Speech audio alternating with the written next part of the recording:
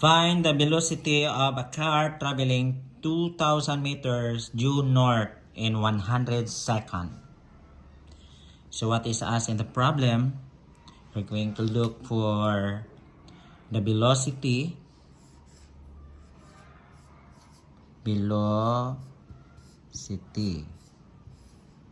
Okay, we're going to identify the given quantity. So the given, kailangan muna nating identify ang given. So we have distance.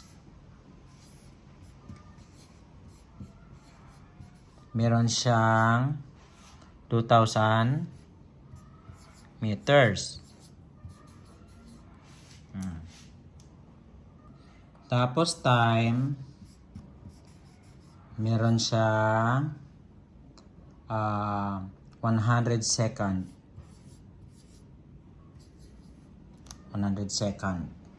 For the larger quantity, gagamit po tayo ng unit natin na velocity na kilometer per hour. So since ang given natin ay in meter at saka in second, ika-convert muna natin ito 2,000 meters sa kilometer kag ang time na 100 second in hour. So meron tayo ang distance na 2,000 meter. So ika-convert muna natin ito sa kilometer. So in 1 kilometer is equals to meter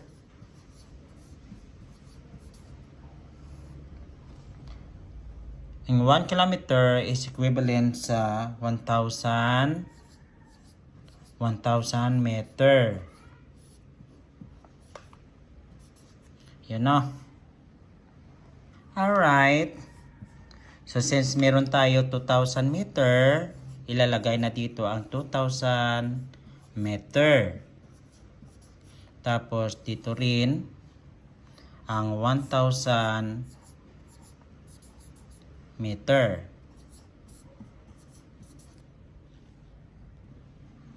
Ayan. So ang gagawin natin, cancel natin ang same unit para matira na lang ang kilometer. Pagkatapos, i-divide ang 2,000 meters sa 1,000 meter is equals to 2. So, ang unit na natira ay kilometer. Kaya ilagay ang unit na kilometer. So, yun na ang conversion ng distance. So, ang distance natin ay 2 kilometer. Tapos, ika-convert rin natin ang time na 100 second. Ika-convert natin ang 100 second to hours. So, in 1 hour is equals to 3,600 second.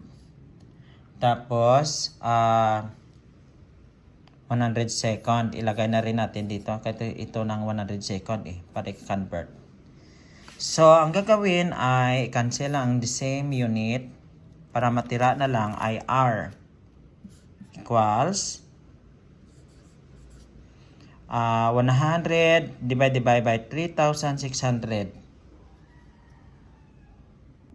So makakaroon tayo ng 0.0277 hour.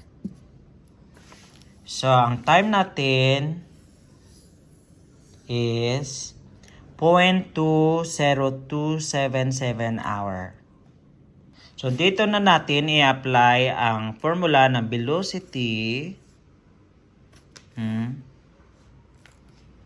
Velocity equals distance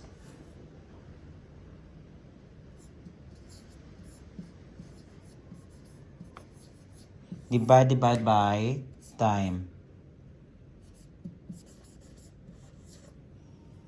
Ayun na guys. So, i-substitute na natin ang value ng distance. Ang distance natin ay meron tayo 2 kilometer. Tapos, ang ating time ay meron po tayong 0.277 hour. So, ang gagawin lang ay i-divide ang 2 kilometer divided by 0.002.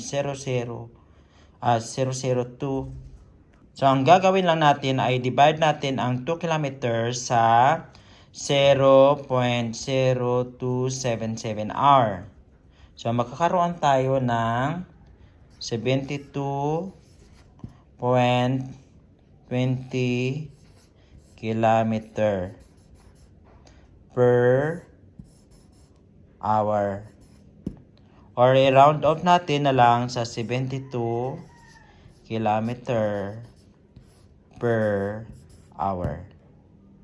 So, this is now the answer for the velocity, no? So, this is the velocity of the car traveling in 2,000 meters due north in 100 seconds. That's 72 kilometer per hour. If you have any question, feel free and comment down below. Thanks for watching.